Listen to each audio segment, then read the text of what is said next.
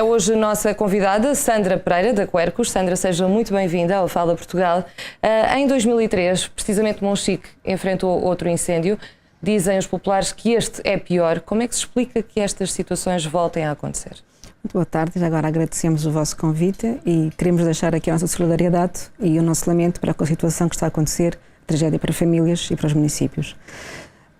Os incêndios acabam por ser repetitivos e repetem-se ao longo dos anos, ciclicamente. Porquê? Porque o tipo de vegetação que existe continua a ser o mesmo, ou cada vez está pior, porque após um incêndio há a proliferação de espécies invasoras exóticas que aumentam ainda mais ou potenciam futuros incêndios. Portanto, ao não haver a substituição da floresta, mantém-se as condições. Portanto, se juntar os ventos, os tempos, o tempo seco, o calor e a temperatura elevada e o tipo de vegetação igual ou pior, portanto, estão as condições ideais para que isso aconteça. Mas era possível evitar este incêndio se tivesse havido uma preparação prévia? Ou uma outra preparação?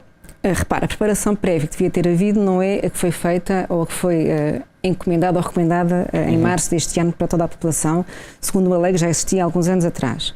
O que devia ter sido feito há muitas décadas atrás era não ter sido feita a plantação sem excesso das grandes áreas em Portugal de eucalipto, que sendo uma árvore economicamente interessante para o nosso país, mas tem que ser feita de uma maneira muito mais gerida e muito mais ordenada em termos territoriais. Portanto, e não pode ser a faixas tão contíguas, não é? Uma continuidade incrível de hectares e hectares da mesma planta, que tem um poder ignífico enorme e acaba por potenciar qualquer tipo de incêndio.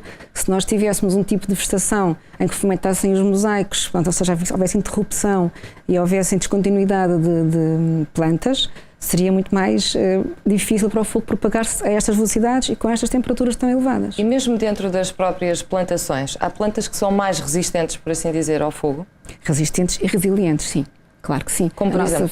Repare, nós temos em Portugal cerca de 72% da área ocupada por eucalipto, contra, e é a primeira espécie florestal em Portugal, contra cerca de 11% de sobreiros, que é uma árvore nativa, essa sim resistente e resiliente ao fogo. Portanto, temos aqui uma desproporção enorme em relação àquilo que devíamos ter e àquilo que temos. Portanto, se tivéssemos plantas ou vegetação nativa, mediterrânica, ou seja, adaptada às nossas condições climatéricas e geofísicas, essas sim seriam muito mais resistentes. É claro que temos plantas que não são de cá, que são exóticas, com caráter invasor e que proliferam muito facilmente e até com o fogo proliferam mais ainda. Portanto, assim sendo, temos condições favoráveis a que haja incêndios. Portanto, a nossa vegetação autóctone, ou seja, a nativa, essa sim seria o ideal. E claro, havendo um incêndio, ele pode existir, mas não toma as proporções que toma com esta situação. E quais as consequências para a natureza? Porque existem consequências a nível de vítimas humanas, sim, mas para a natureza, como é que funciona? Para a natureza temos as mais diversas, que acabam por, no final, virem todas dar também ao ser humano, repare, porque as consequências... Influencia tudo. Claro, as consequências imediatas, em nível de bens e de vidas, são umas que nós todos lamentamos, é uma tragédia. Claro. Para a natureza estamos a falar de consequências imediatas para a biodiversidade, em termos de fauna e de flora, que são imensas, em termos da qualidade das águas que se infiltram dentro da terra, no solo, que vão alimentar depois a água que nós bebemos. Temos na paisagem de imediato também, na qualidade do ar, na emissão de dióxido de carbono para a atmosfera. Portanto, temos uma série de consequências imediatas para a natureza e, consequentemente, para nós também. Para a nossa saúde. Sandra, muito obrigada pela sua presença aqui no Fala Portugal e até uma próxima oportunidade. Muito obrigada eu e bom trabalho.